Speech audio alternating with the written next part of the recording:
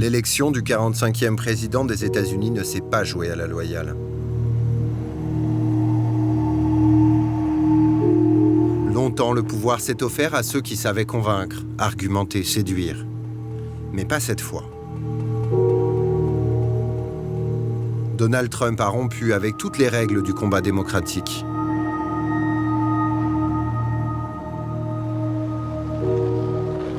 Il a érigé le mensonge en stratégie politique. Il a été soutenu par un clan qui veut imposer à l'Amérique sa vision réactionnaire du monde.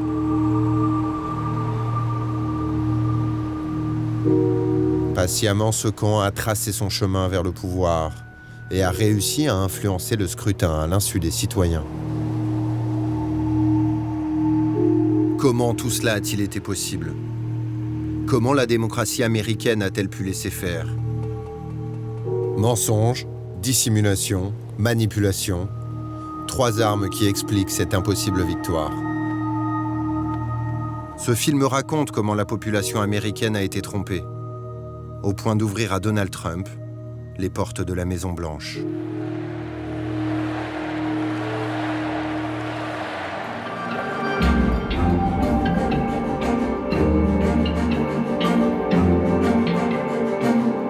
All the lies and fake news came from Donald Trump's campaign.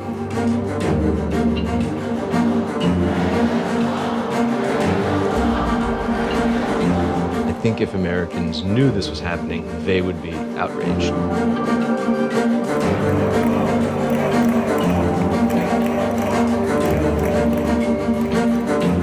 We just weren't mentally able at that point in time to see that coming.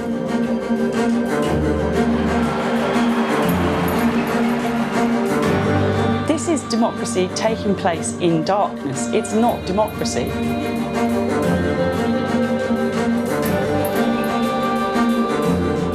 They're trying to, take over the government of the United States and destroy it.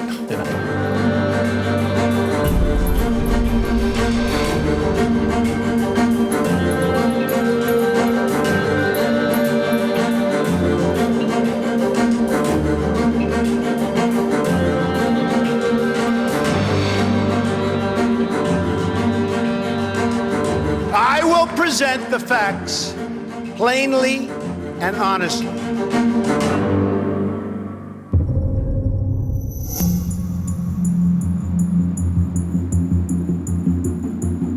Le principal problème avec les mensonges, c'est qu'il y a toujours quelqu'un qui finit par y croire.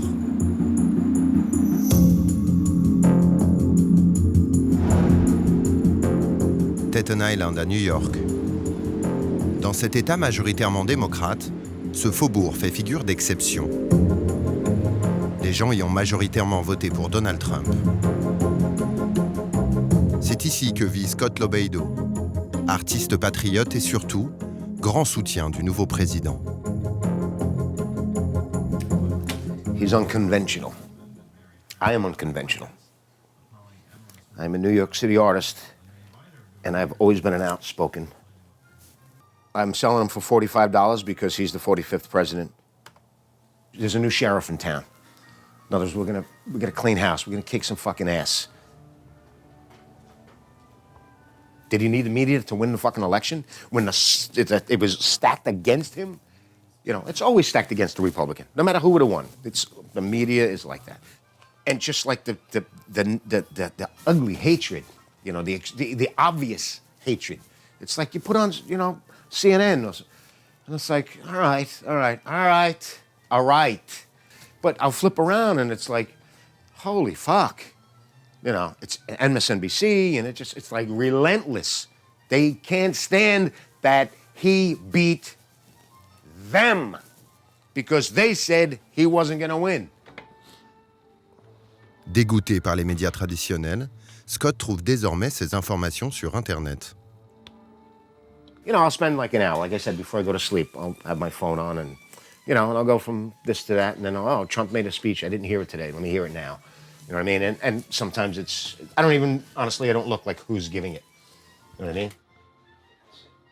Comme des millions d'électeurs de Trump, Scott s'est donc mis à croire sans retenue tout ce qu'il voyait passer sur le web. Par exemple, cet article. Trump croit que des millions de clandestins ont voté illégalement. Ou celui-là. Hillary Clinton a recueilli 800 000 votes illégaux. I'm not saying all 3 million are, but I'm sure a lot of them are. Absolutely. You should not be able to vote if you're not a legal citizen. I'm sorry, but that's how it fucking works. And then they want to change that. I'm like, no, that's not how it works. Évidemment, tout ça, c'est un mensonge. Les clandestins ne votent pas aux États-Unis. C'est une fausse information. Caractéristique de cette campagne électorale au point que ces faux articles ont désormais un nom générique, les fake news.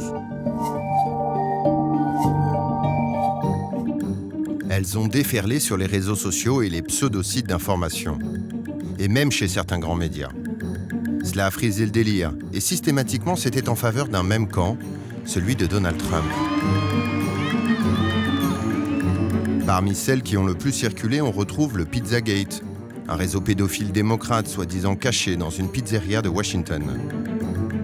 Les Mexicains, qui seraient tous des meurtriers, des violeurs en puissance, ou encore l'homosexualité qui rendrait carrément débile. Scott est loin d'être le seul à avoir cru à ces mensonges. Ils sont des millions à les avoir gobés. Mais d'où sortent ces fausses informations? Elles n'apparaissent pas par magie sur nos écrans, bien au contraire. Elles sont fabriquées, patiemment, avec méthode, et elles répondent à des exigences très précises. Nous avons retrouvé un créateur de fake news. Cela n'a pas été simple car en ce moment, il voyage tout le temps. Il a fallu le coincer entre 2 avions dans un hôtel d'Atlanta. Paul Horner, c'est un homme facétieux qui a fait du web son terrain de jeu. Il s'amuse à créer de faux articles de presse pour faire le buzz, attirer du monde et il se rémunère avec la pub en ligne. L'un de ses trucs préférés, c'est d'inventer des personnages délirants qu'il va faire vivre sur la toile. I have a dolphin mascot for a Christian organization, supposedly, called Fappy, the anti-masturbation dolphin. He's in a lot of my stories. He supposedly goes around the country educating children about the dangers and consequences of masturbation. Paul Horner était habitué à ce que ses histoires fassent le buzz. Mais cette année, il a été dépassé par l'ampleur prise par ses blagues de potache. So I wrote, a story about, the Amish in America totally backing, putting their support for him. And the idea of that story was basically, it showed that the Amish had locked up the vote for Donald Trump, and I was trying to get his voters, to not go out and vote. Cet article, le voici. Tout a l'air vrai, à commencer par le faux site copiant ABC News. Mais en y regardant de plus près, on découvre la supercherie. Fausse citation de Trump qui dit que les Amish font le meilleur travail pour pas cher. Et la bio du faux journaliste qui écrit le papier, carrément surréaliste. Il aime passer du temps avec sa femme Anastasia, une Russe commandée par la poste et âgée d'à peine 2 mois. Aucune importance, de nombreux internautes y croient. Et pire encore, d'autres sites reprennent l'information, comme ce blog conservateur. Any of my stories, if you ever read any of this stuff, it's insane. The more you read it, the more it just becomes ridiculous. But the first parts are always super legit, and most people just see a title, they read maybe one sentence, and then they share it with all their thousands of friends on Facebook. Un autre canular de Paul Horner a eu un certain retentissement.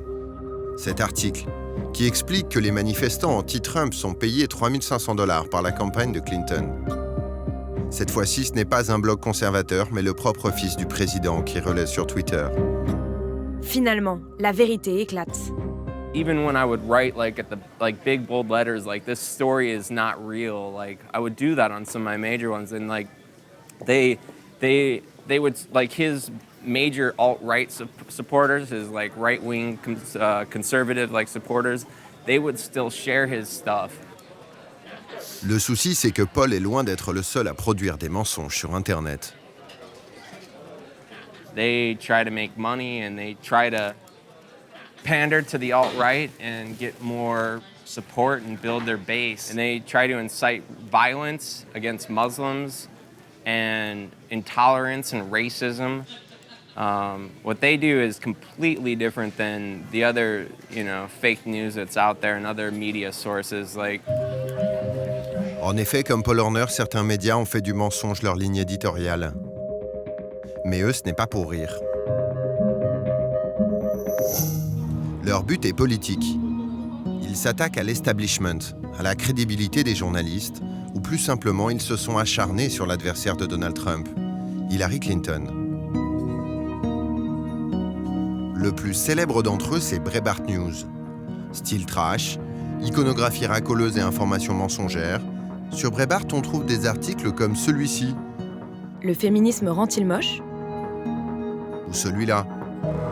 Préféreriez-vous que vos enfants aient le féminisme ou le cancer ? Autre obsession de Breitbart, c'est l'islam. L'Ouest contre l'islam, c'est la nouvelle guerre froide. Ou encore. Le politiquement correct protège la culture du viol des musulmans. C'est vulgaire, misogyne, raciste. Et ça sert une idéologie réactionnaire, l'ADN de Breitbart News.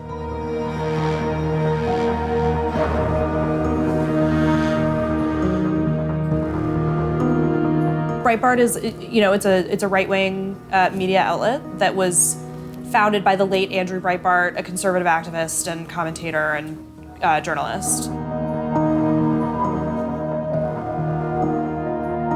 Breitbart is a real fringe publication. It's the representative of what they call the alt-right, people who want to take on the status quo of politics, but do so in a very divisive way. They rail against immigrants to this country. They rail against people of Muslim faith. They, use tactics to divide people on the basis of gender, on the basis of race. Au cours de l'année 2016, l'audience de Breitbart a explosé. 45 millions de visiteurs uniques mensuels, plus de 100 millions en octobre et novembre. Breitbart est devenu en quelques mois la principale source d'information de la droite américaine. It's essentially served as an organ for sort of the Trump movement. La vision du monde diffusée par Breitbart, Donald Trump l'a adoptée. Il savait qu'elle allait toucher au cœur son électorat.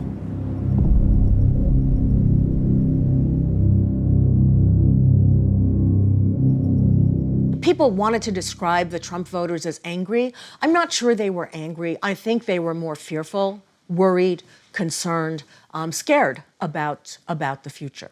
In the spring of 2016, if we looked at the people who were voting in Republican primaries, these people were very concerned about terrorism, very concerned about immigration. They saw the two of them working together as creating a threat, almost an existential threat to the United States. And this was something that was being spoken about by Donald Trump, and not necessarily by other Republican candidates. Tout au long de la campagne, à longueur de tweets, Trump va donc faire avaler au public des énormités en surfant sur leurs angoisses.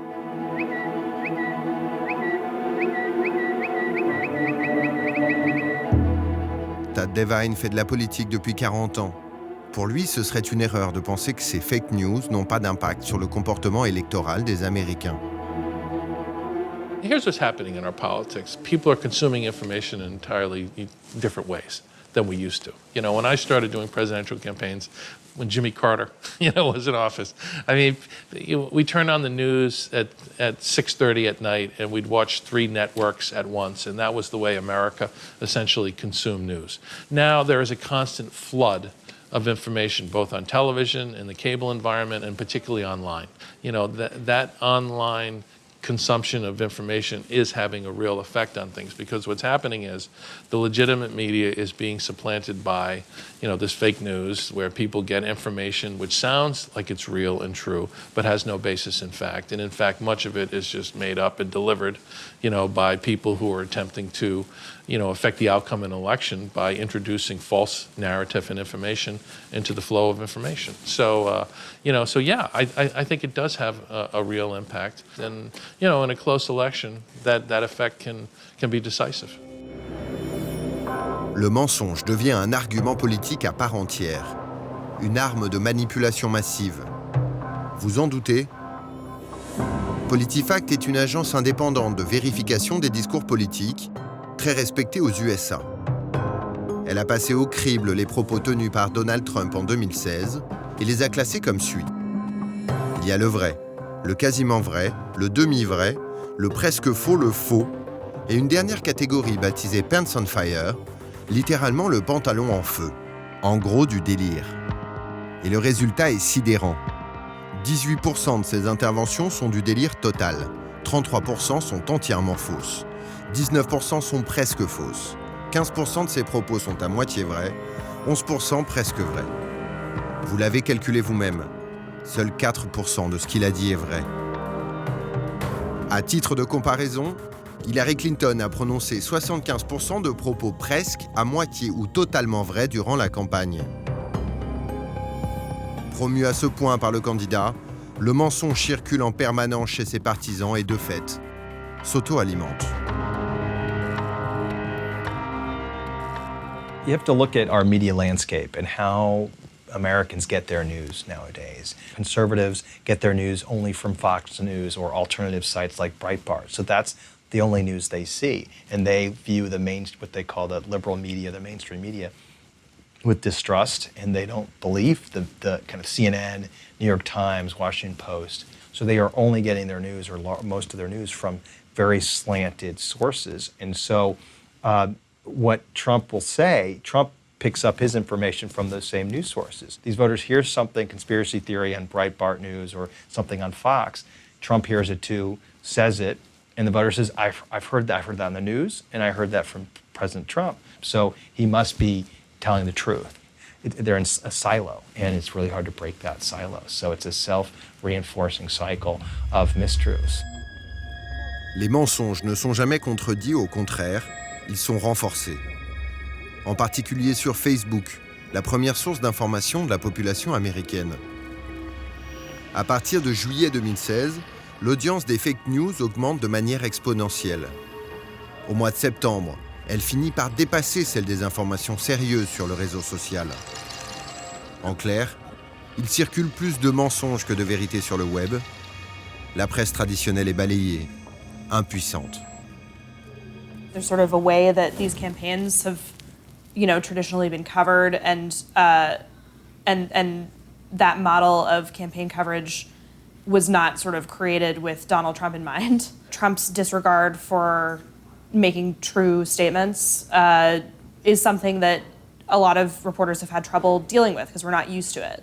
We're not used to politicians or press people just sort of straight up lying. What they're going to try to do is to use their own wholly owned media, okay, like Breitbart and other, publications and media entities, to deliver their message to their audience, okay, the people who consume these media outlets. They also are going to attempt to delegitimize the mainstream media.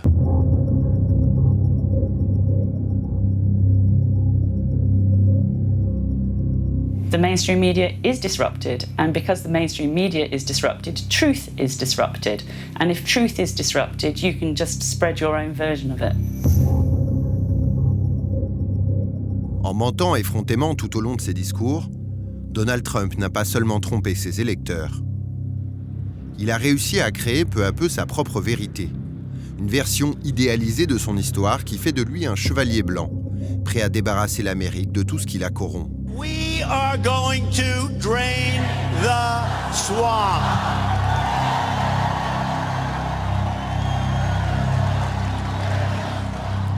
Assécher le marigot politique, ce slogan a permis à Trump de se forger une image d'indépendance. Il lui a surtout permis d'occulter la face sombre de sa campagne. Car le candidat républicain n'est pas l'homme seul qu'il prétend être.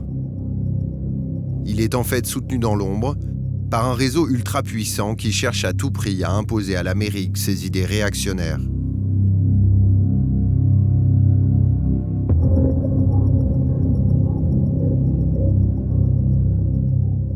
I know that corruption has reached a level like never ever before in our country.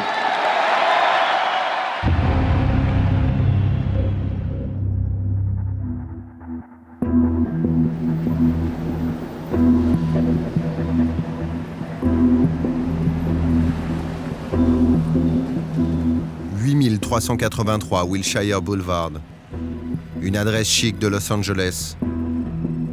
Cet immeuble anonyme symbolise la mainmise d'un milliardaire sur la campagne de Donald Trump. Derrière ces fenêtres, dans l'appartement numéro 1000 sont établies plusieurs entreprises qu'apparemment rien ne rapproche. La première, c'est Breitbart News, le site internet spécialisé dans les fake news qui roulent pour Trump. La deuxième s'appelle Glittering Steel. C'est une petite société de production audiovisuelle. Ces entreprises ont un point commun. Elles sont liées à un homme dont le grand public n'a jamais entendu parler. Un personnage mystérieux qui se cache derrière la victoire de Trump. Son nom, Robert Mercer. Robert Mercer a 71 ans aujourd'hui. Il est le PDG d'un fonds d'investissement, Renaissance Technologies, dont il a gravi les échelons un à un depuis 1993. Carole Cadwalader enquête depuis un an sur cet ingénieur informatique devenu milliardaire. So Robert Mercer he is an absolutely brilliant scientist. He did really pioneering work at IBM in the 60s and in the field of natural language processing, which is the base of AI, basically. And he was there right at the start of it and working out how to do machine translation between languages. So that Google Translates, which we use all the time, that is a descendant of the work that he did. You know, he is without a doubt one of the sort of brilliant computer engineers of his generation. And he was just an ordinary middle-class guy at IBM doing a professional job. And he got an offer from Renaissance Technologies, this hedge fund, to go and work for them. And he did. Au début des années 90, Robert Mercer quitte donc IBM pour rejoindre un fonds d'investissement basé à New York, Renaissance Technologies. Chez eux, il va appliquer ses méthodes de calcul mathématique au cours de bourse des entreprises, afin de prévoir leurs variations. At Renaissance Technologies, he pioneered algorithmic trading, which now is, you know, a massive field, and how much trading is done.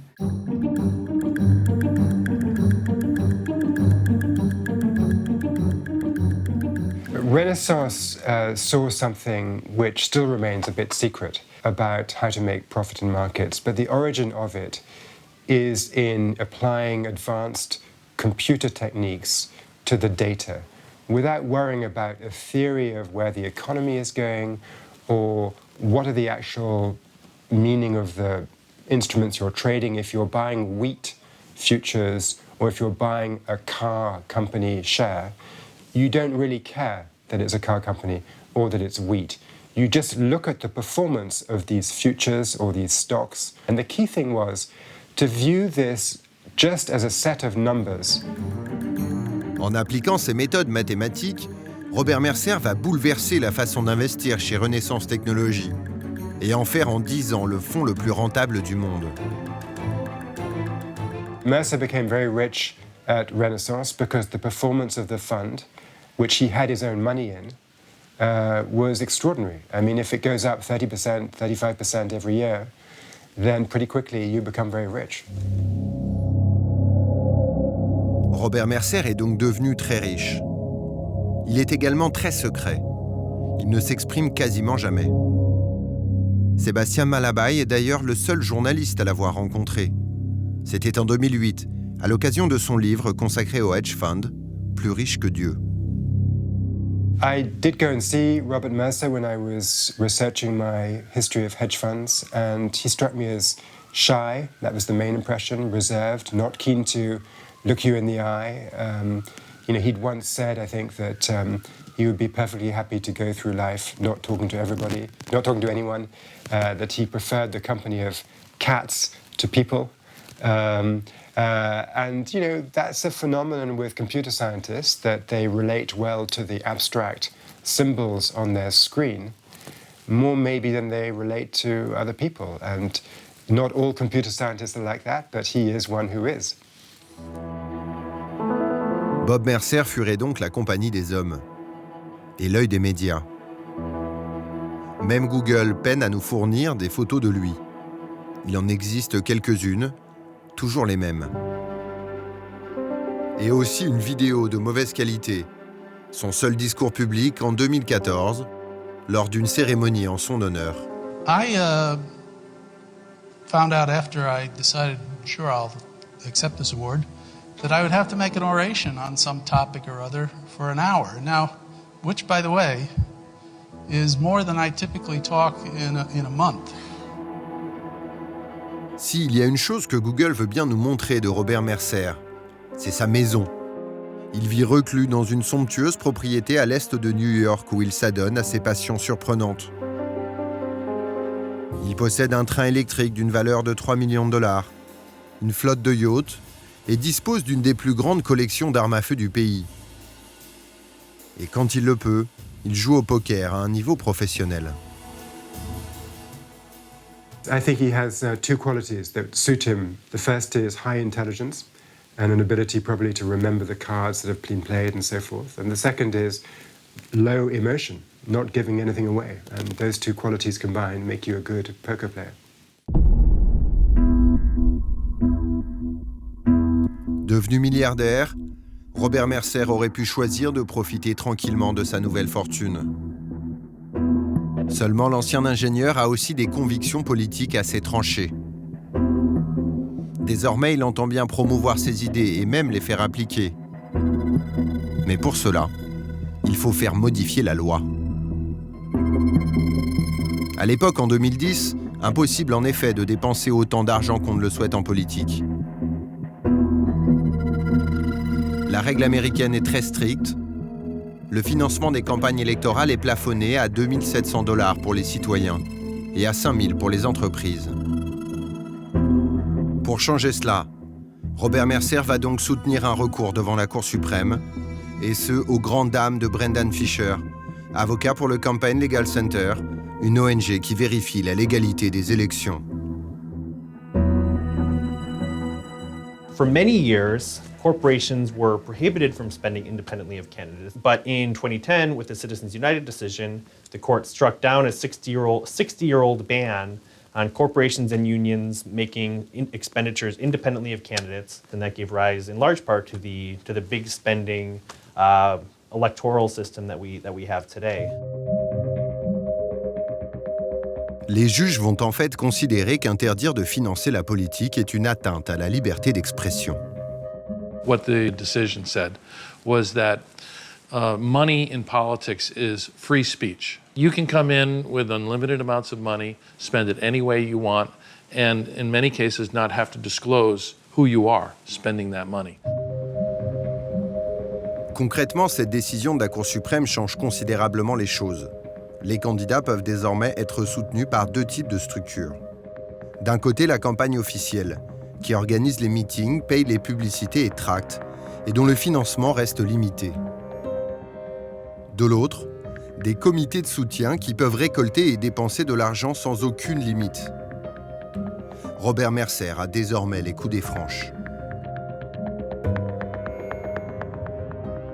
And all of a sudden, campaigns, the actual committees controlled by candidates, were no longer the primary spenders in U.S. elections. Instead, these super PACs, funded by a handful of billionaires and multimillionaires, became the dominant force in U.S. elections and in U.S. politics. The political system in America is so broken right now because of the special interest money which floods campaigns. I mean, what happens is when the special interests have an agenda, if you're an oil company, for example, and you'd like to continue, drilling for fossil fuel, or you're a polluter, and you want to make sure you can continue to pollute, you go in and you support politicians who believe in your agenda. Politicians who will say, for example, that climate change is not happening because of man-made activities. They will promote that publicly because that protects the special interests who fund their campaigns.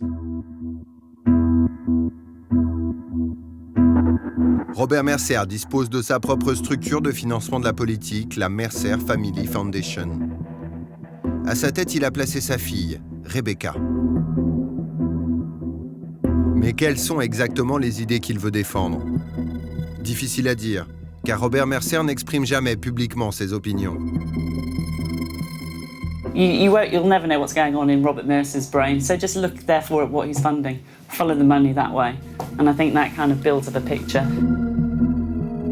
Faute de savoir ce que pense Robert Mercer, tâchons donc de savoir ce qu'il dépense. Pour cela, nous disposons de documents fiscaux dans lesquels sa fondation déclare à qui elle distribue de l'argent pour les années 2012 à 2015. Mercer finance de multiples instituts et lobbies réactionnaires. Parmi eux, Heritage Foundation, qui combat les impôts et les régulations économiques, $1,5 million. Le Media Research Center, qui lutte contre les biais gauchistes des médias, $12 millions. Le Government Accountability Institute, qui traque la corruption gouvernementale et publie des livres contre Hillary Clinton, près de $4 millions.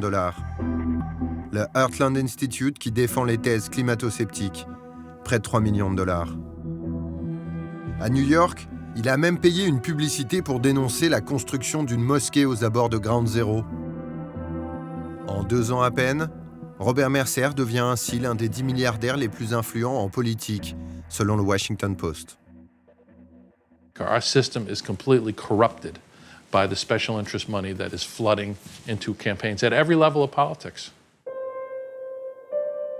Seulement, le milliardaire a beau dépenser de l'argent pour soutenir ses causes, il fait face à une difficulté.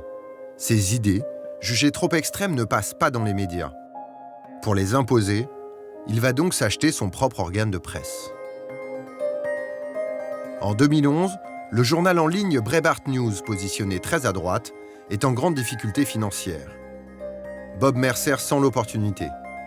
Il rachète Breitbart pour $10 millions. À sa tête, il place son homme de confiance, un homme de l'ombre que l'on retrouve à toutes les étapes de cette enquête. Un certain Stephen Bannon.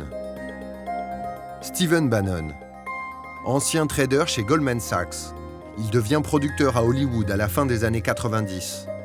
Il veut fabriquer des films et des séries pour promouvoir ses idées politiques, des idées ultra-conservatrices. Bannon, c'est un admirateur de Leni Riefenstahl, la cinéaste du Troisième Reich. Son livre de chevet, c'est Le Camp des Saints, obscur roman raciste écrit par le français Jean Raspail, qui imagine qu'1 million de migrants débarquent dans le sud de la France. Lors d'une conférence, Bannon est présenté à Robert Mercer. C'est le coup de foudre politique entre les deux hommes. Très rapidement, Bannon devient l'éminence grise de Robert Mercer. Mercer and Bannon are very closely associated, and by Mercer associating himself with somebody like Steve Bannon, that may be a clue into Robert Mercer's personal views. En quelques mois, Bannon va faire de Breitbart News une machine de guerre au service des idées réactionnaires. You see that with the Breitbart publications over the course of many years, and with someone like Bannon, who just proclaims this publicly, that they're going to take on these institutions and they're going to try to deconstruct the government of the United States to pursue the agenda that they have, which is to, fundamentally change this nation and turn it into, a place where people experience a level of division that I don't think we've seen since, going back to the Civil War. I mean, these connections are everywhere with these guys. This is what they're deliberately trying to do. They're trying to, take over the government of the United States and destroy it, Robert Mercer a donc construit un réseau d'influence politique et médiatique. Il ne lui manque plus qu'une chose pour promouvoir ses idées, un candidat. 2015, la campagne des primaires républicaines commence. Robert Mercer va jeter son dévolu sur Ted Cruz, le sénateur du Texas, figure de proue de la droite dure américaine. Mercer fonde un comité de soutien pro-Cruz, baptisé Keep the Promise. Il y injecte $13 millions, une somme colossale. Mais malgré tous ses efforts, Robert Mercer n'arrive pas à faire gagner son favori. Ted Cruz est battu par un personnage iconoclaste, investi par les républicains contre toute attente. Donald Trump. Qu'à cela ne tienne, puisque son poulain est hors jeu, Mercer va changer de cheval. Son comité pro-Cruz se transforme en comité pro-Trump. Son nom, Make America No. 1, doté de 15 millions de dollars. Mais Mercer va aller encore plus loin. Il va faire un coup de force et prendre le contrôle de la campagne Trump.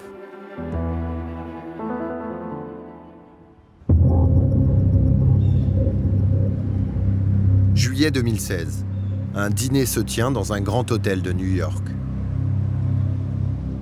Il réunit entre autres Rebecca, la fille de Robert Mercer, et Donald Trump en personne. Durant la soirée, Rebecca Mercer est très claire. La campagne de Trump est chaotique et peu professionnelle. S'il veut gagner, il doit tout changer. Elle lui offre une aide financière et médiatique. En contrepartie, elle impose au candidat républicain de remplacer son directeur de campagne par l'homme de confiance de la famille, Stephen Bannon. The chair of Make America No. 1, Rebecca Mercer, whose family also funds the super PAC, was able to influence the Trump campaign to hire Stephen Bannon as campaign CEO. À l'issue de ce dîner, tout est joué. Steve Bannon devient directeur de la campagne de Donald Trump. Kellyanne Conway, qui dirigeait le comité de soutien des Mercer pour Cruz, devient numéro 2. David Bossy, un fidèle des Mercer, devient numéro 3. Robert Mercer a réussi son offensive. Ce trio qu'il a mis en place pilote désormais seul la stratégie du candidat républicain.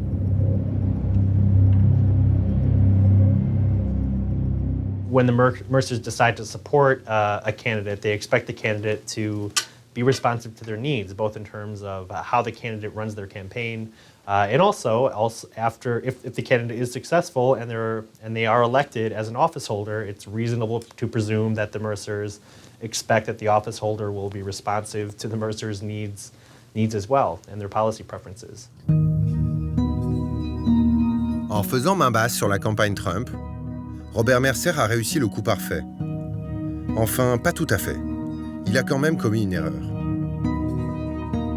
Voici ce que nous avons découvert en analysant les comptes de campagne officiels de Donald Trump. Chacune de ces lignes correspond à une dépense. Or, pendant les 5 mois qu'il y a passé, aucune trace de rémunération pour Steve Bannon. En revanche, quand on épluche les paiements réalisés par le comité de soutien créé par Robert Mercer, un nom revient à de nombreuses reprises. Glittering Steel, une société de production vidéo. En tout, cette entreprise a reçu en 5 mois 300 000 $ du comité de soutien. Et qui est le patron de cette société ? Steve Bannon, encore lui. Il aurait donc été rémunéré via Glittering Steel pour travailler pour la campagne officielle de Trump. Et ça, ce serait du financement illégal de campagne. C'est aussi la thèse du Campaign Legal Center qui a décidé de porter plainte. Make America No. 1 a réalisé des contributions cachées et excessives envers la campagne Trump, en rémunérant indirectement Steve Bannon pour des services personnels rendus à la campagne officielle. Steve Bannon risque une amende et surtout des poursuites du ministère de la Justice qui pourraient le mener derrière les barreaux.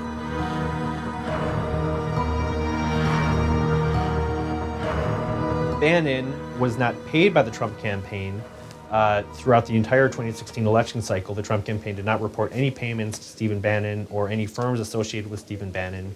But during that same period, during the period that Stephen Bannon was working for the Trump campaign, Make America No. 1 reported hundreds of thousands of dollars of payments to Glittering Steel LLC, which is a movie production company closely associated with Stephen Bannon. It's been described by some observers as a front for Bannon. So we believe, or we think it's possible, that the super PAC Make America No. 1 was subsidizing Stephen Bannon's work for the Trump campaign by making payments to Bannon through Glittering Steel LLC, this consulting firm / movie production company located in California at the same address as Bannon's own consulting firm. Cette adresse, vous la connaissez. Le 8383 Wilshire Boulevard à Los Angeles, l'immeuble qui héberge Breitbart News, et donc Glittering Steel. C'est ici que s'est jouée la part sombre de la campagne présidentielle de Donald Trump. Et peut-être même plus encore qu'on ne pourrait le croire. Car le fameux appartement numéro 1000 n'a pas livré tous ses secrets. Il abrite une autre société, la filiale d'une firme anglaise aux méthodes mystérieuses, et qui a permis de manipuler l'opinion américaine.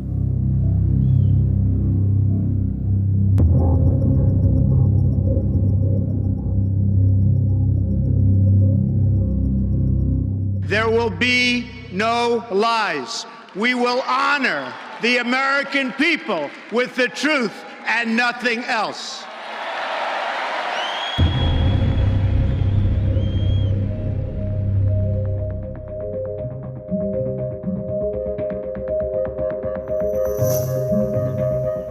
C'est sur les bords de la Tamise qu'une partie de la dernière élection présidentielle américaine s'est jouée.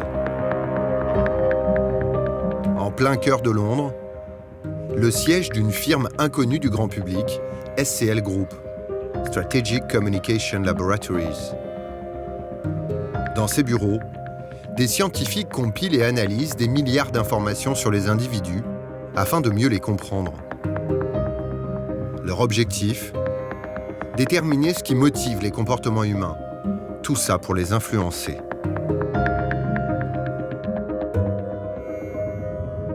Le Strategic Communication Laboratories, c'est une entreprise qui a été fondée il y a 25 ans. Ils ont plusieurs branches, donc une branche militaire, une branche commerciale, donc pour des publicités classiques, une branche élection, une branche analytics. Ce qu'ils font, c'est vraiment de la psychologie. Donc ils essayent d'utiliser la psychologie pour influencer les gens. They specialize in psyops. Which is it's a military term, psychological operations. It's a whole discipline, it's an academic subject. It can be used in different ways. En effet, sur son site, la firme laisse peu de place au doute quant aux services qu'elle propose. La planification et l'évaluation de l'influence comportementale est idéale pour nos clients qui désirent utiliser l'influence pour régler un problème. Parmi ses clients, l'OTAN, le ministère de la Défense britannique, la NSA ou le département d'État américain. Pour eux, SCL a par exemple aidé à identifier les leaders d'opinion en Afghanistan afin de faciliter l'intervention américaine. Autre cas, SCL a organisé la communication autour d'une campagne de vaccination au Ghana. Mais l'entreprise peut aller beaucoup plus loin. Derrière cette façade se cachent d'autres pratiques.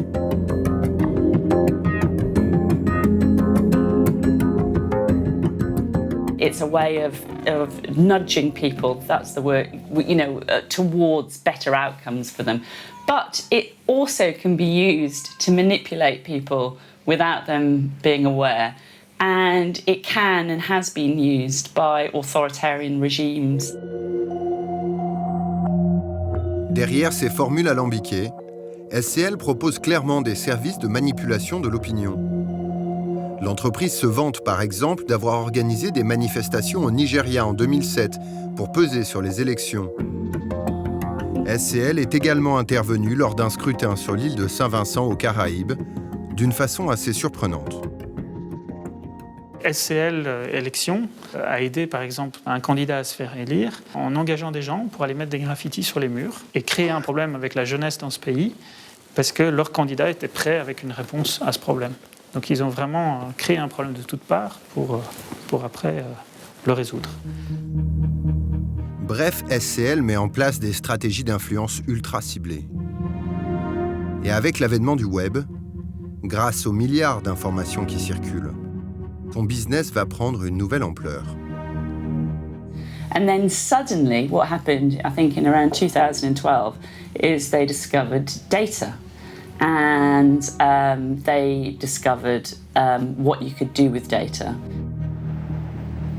Pour se positionner sur ce nouveau marché, SCL Group va donc créer une nouvelle filiale aux États-Unis, dénommée Cambridge Analytica. Vers la fin 2013, il y a une société, Cambridge Analytica, qui est fondée au Delaware et qui, par après, est présentée comme une filiale ou un trade name aux États-Unis pour SCL Elections. Donc c'est vraiment l'idée de se cacher derrière cette autre structure, de se présenter comme les Anglais qui arrivent aux États-Unis, Cambridge Analytica, et qui vont offrir en gros les mêmes services. Pour créer Cambridge Analytica, SCL va s'associer à un milliardaire américain. Pas n'importe lequel. Un mathématicien spécialiste des données informatiques, Robert Mercer. À la vice-présidence de la firme, on retrouve son proche parmi les proches, Steve Bannon. D'emblée, l'objectif est clair. Il s'agit purement et simplement de révolutionner la façon de mener une campagne électorale. Malgré nos multiples demandes d'interview, Cambridge Analytica a toujours refusé de nous recevoir. Alors pour comprendre exactement ce qu'ils font, nous avons fait une chose très simple. Nous avons regardé leurs films de publicité. Political campaigns have changed. They're no longer about running the most TV spots, sending out the most direct mail, or spending the most money. They're about who spends the smartest money. In today's political world, where campaigns are getting more expensive and elections are won by small but crucial numbers of votes, putting the right message in front of the right person at the right moment is more important than ever. This is where Cambridge Analytica and our revolutionary data modeling techniques can help. Dit comme cela, ça paraît très simple de gagner une élection. La réalité est plus complexe et surtout beaucoup plus obscure que Cambridge Analytica ne veut bien le dire. Car dès son installation aux États-Unis, la firme se lance dans une opération inédite. Compiler des millions de données sur la population américaine à son insu. Voici comment. Imaginons que dans cette voiture se trouve Monsieur X. Sans qu'il s'en rende compte et comme tout individu, il laisse traîner sur Internet des milliers d'informations personnelles.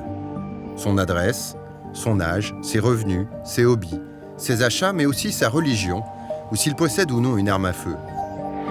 Toutes ces données, Cambridge Analytica va les racheter aux sociétés de crédit, aux banques, à la sécurité sociale, mais aussi aux géants du web comme Facebook, Google ou Twitter. C'est légal, mais personne ne s'en vante. En tout, elle dispose ainsi de 4 à 5 000 informations pour chacun des 230 millions d'adultes vivant aux États-Unis. C'est énorme. Et pour savoir ce qu'elle va en faire, il suffit de regarder la suite de sa publicité. Traditional political campaigns use geography and demographics like age and gender to break down voters into target groups. This can work up to a point, but it misses the important personal details that really drive voter behavior. We combine geographic and demographic information with up to 5,000 data points of national, political, consumer, and lifestyle behavior for every voter in the United States. Then we add a unique extra layer of data about personality, decision-making, and motivation. This creates an unparalleled, rich, and detailed view of voters and the issues they care about, so you know exactly who to target with exactly what type of message. We call this behavioral micro-targeting. Our team of data scientists, psychologists, and campaign experts can show you which individual voters you need to win over in order to secure victory. Non, nous ne sommes pas dans un film d'anticipation. L'idée est bien de faire passer des tests psychologiques aux gens et de croiser les résultats avec les informations que l'on a sur eux. On peut savoir ce qui les motive et ainsi influencer leur vote. Cette technique existe bel et bien. L'un de ses inventeurs enseigne la psychométrie à l'université de Stanford, en Californie. Il s'appelle Michal Kosinski.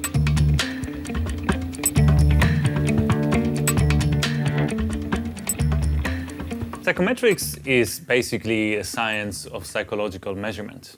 So basically we have noticed that instead of using questionnaires to ask you about your thoughts, feelings, experiences, and past behavior, such as, are you a well-organized person? You can basically look at your digital footprints and see whether you, in fact, are a well-organized person in the real life.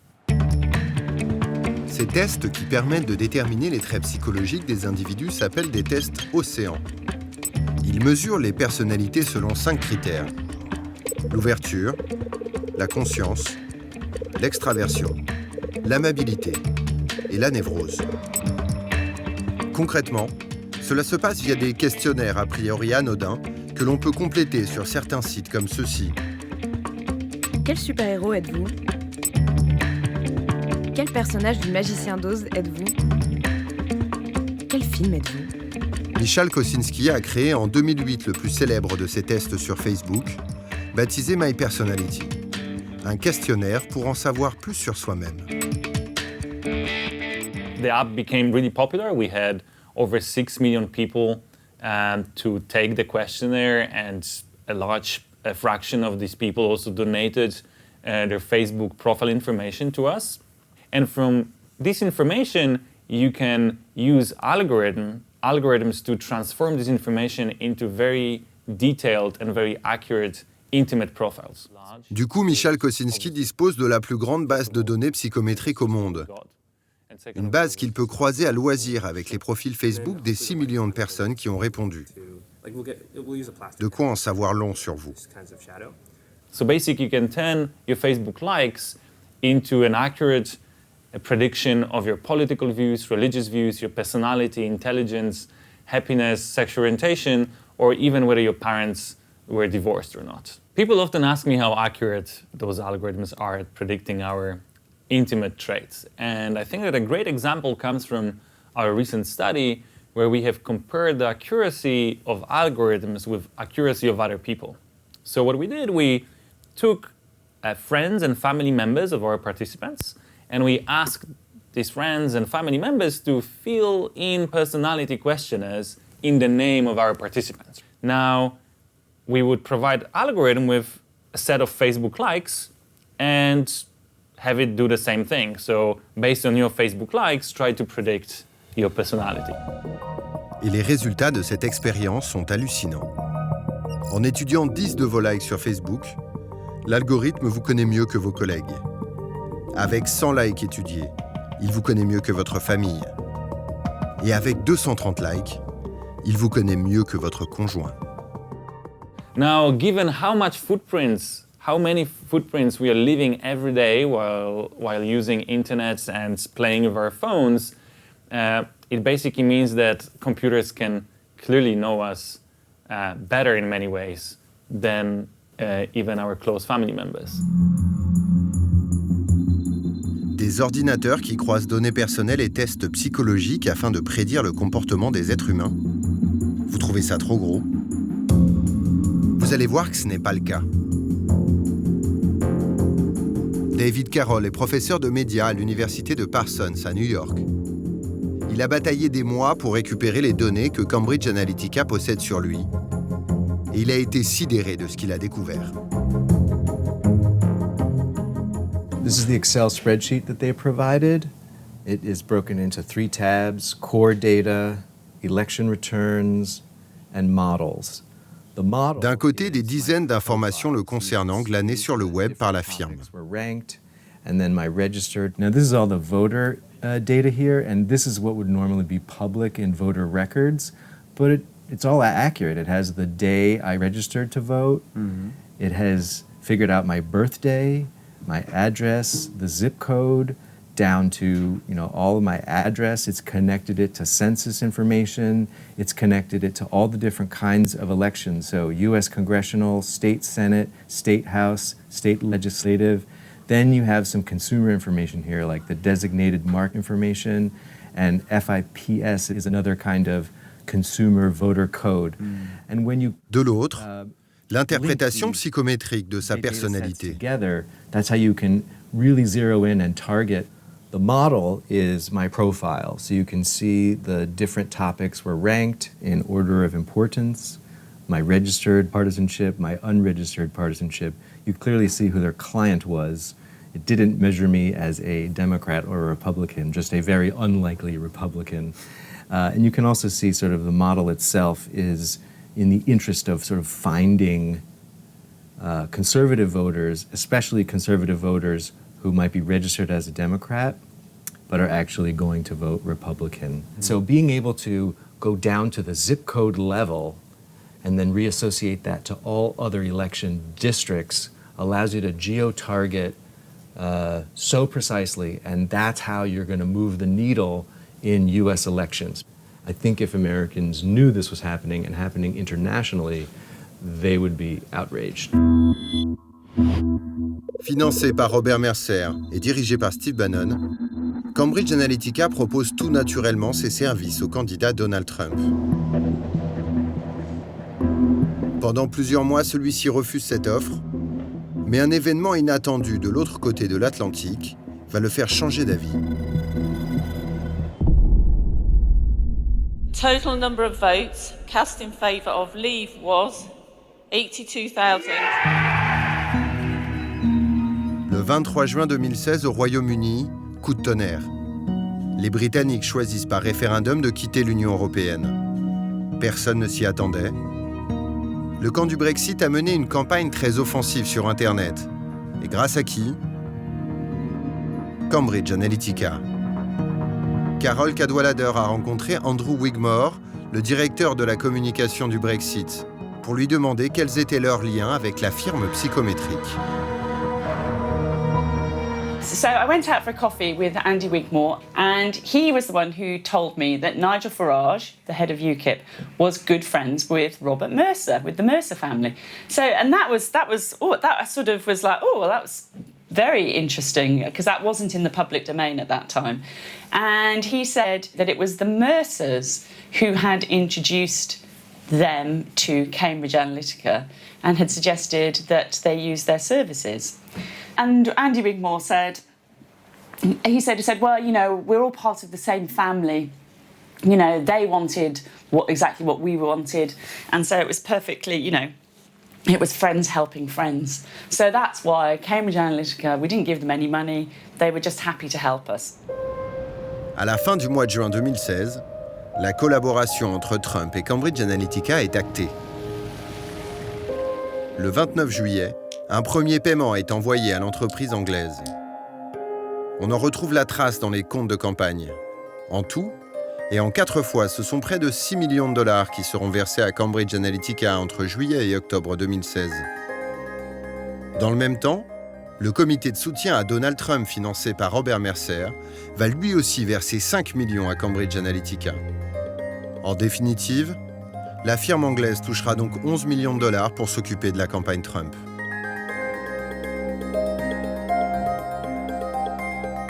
À partir du mois d'août 2016, la machine à gagner les élections de Robert Mercer tourne à plein régime pour le candidat républicain.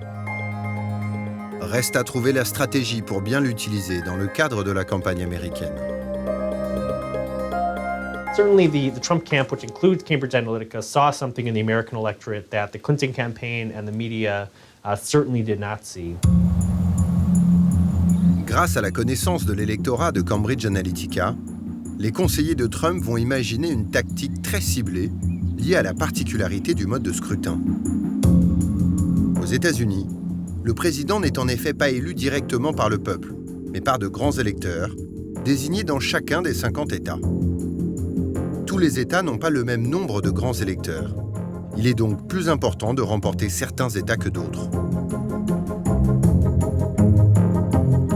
Le camp Trump pressentait qu'il ne gagnerait pas le scrutin au niveau national. Alors ces stratèges ont décidé de se concentrer sur des États clés. Knowing that they would lose the national popular vote, how do you win? Well, you win by capturing the Electoral College. How do you do that? You try and figure out a way of where you can go to appeal to relatively small numbers of people. He was going to places that a lot of people thought, why is he doing that? He shouldn't be doing that. He should be going someplace else. Well, he didn't. There was a strategy of looking at places that had been thought of as consistently Democratic states. States like Michigan, Wisconsin, and Pennsylvania, all 3 of which Mr. Trump carried in November. Voilà la stratégie que propose Cambridge Analytica.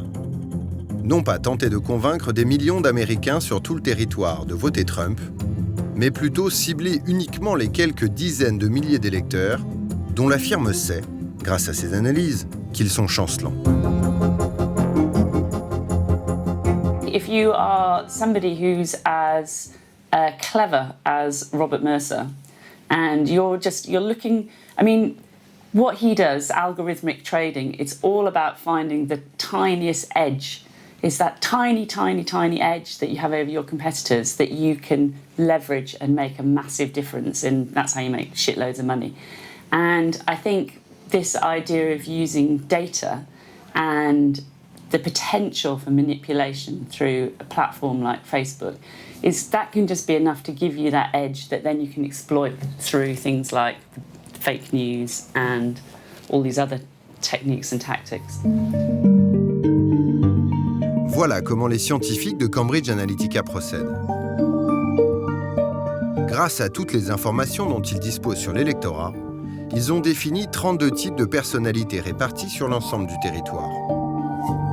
Ils vont envoyer des milliers de messages individualisés, en ciblant les personnes jugées les plus névrosées ou inquiètes, et donc les plus susceptibles d'être sensibles aux messages anxiogènes de Donald Trump. La firme en a repéré beaucoup dans 3 États, le Wisconsin, le Michigan et la Pennsylvanie. 3 États qu'elle estime pouvoir faire basculer en faveur de Trump. Dans un communiqué de presse, Cambridge Analytica explique d'ailleurs ouvertement sa stratégie. Quand dans les dernières semaines de scrutin, les scientifiques de la firme ont recalculé l'abstention potentielle et du coup recalibré leur modèle pour montrer comment Donald Trump pouvait l'emporter, le candidat républicain s'est rendu plusieurs fois dans les États du Michigan et du Wisconsin. Reste une question sur laquelle la firme anglaise ne s'étend pas. Comment a-t-elle fait pour justement toucher ces fameux électeurs très ciblés? Eh bien, elle l'a fait à leur insu, en utilisant une fonctionnalité méconnue du réseau Facebook, le dark post. L'idée, c'est qu'une entreprise ou une page Facebook peut sortir un message pour une population déterminée et que ce message soit seulement visible pour cette population-là. Le message ne va pas apparaître sur la page. Donc, dans un contexte électoral, ça veut dire que des candidats peuvent parler à des individus sur Facebook avec des messages potentiellement négatifs contre l'autre candidat, mais que les journalistes, par exemple, ne sauraient pas que ça se fait, parce que ces messages ne vont pas apparaître de manière publique. Le dark post est donc un message hyper personnalisé, qui n'est visible que par la personne à laquelle il est destiné. Concrètement, comment ça se passe? Reprenons Monsieur X. Grâce à Cambridge Analytica, la campagne de Trump sait qu'il est favorable au port des armes à feu. Du coup, elle va imaginer un message juste pour lui.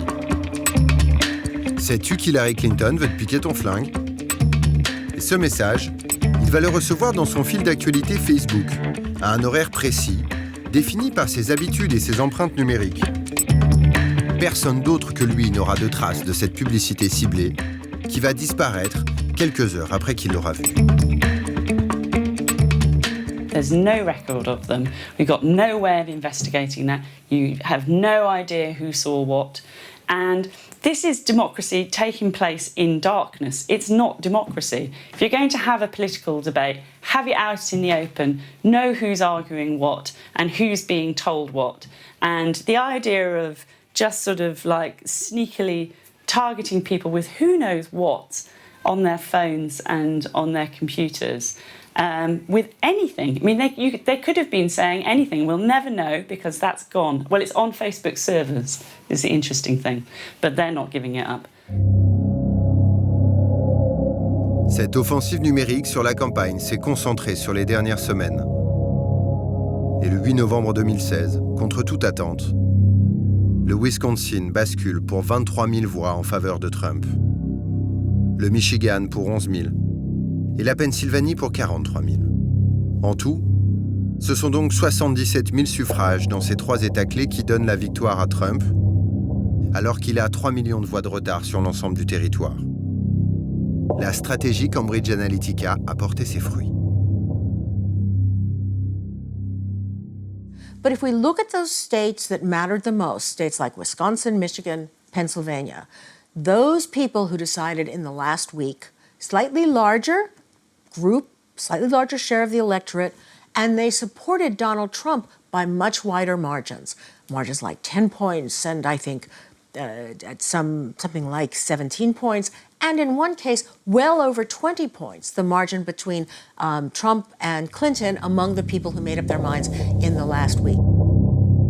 we can see that approximately 70,000 voters made the decision for everyone else because they were the ones in the districts that ended up deciding. Ultimately, I think this highlights as well how our electoral college system is a vulnerability, that if software and data allows the most important voters to be easily found, it ends up diminishing the vote of everyone else effectively.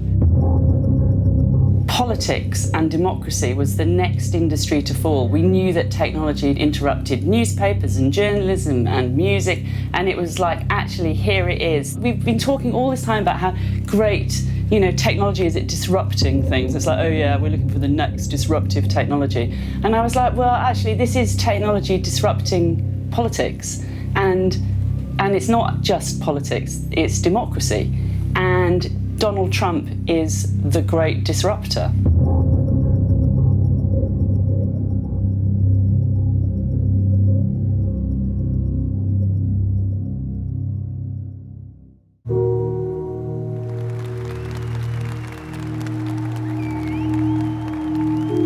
L'élection de Donald Trump ne s'est pas jouée à la loyale. Jamais un candidat n'avait autant menti aux électeurs. Jamais un candidat n'avait autant usé des technologies de manipulation de l'opinion. Jamais un candidat n'avait autant été soutenu par un clan prêt à tout pour accéder au pouvoir.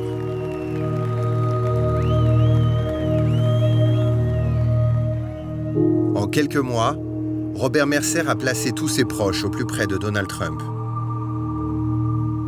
Steve Bannon a été nommé conseiller stratégique du président. Kellyanne Conway a été nommée conseillère en communication. David Bossy est son conseiller de crise. Quant à Rebecca, la fille de Robert Mercer, elle a elle-même géré la mise en place de l'administration Trump, choisissant ses membres les plus importants. Tous ceux qui ont soutenu Donald Trump dans l'ombre sont désormais payés de retour.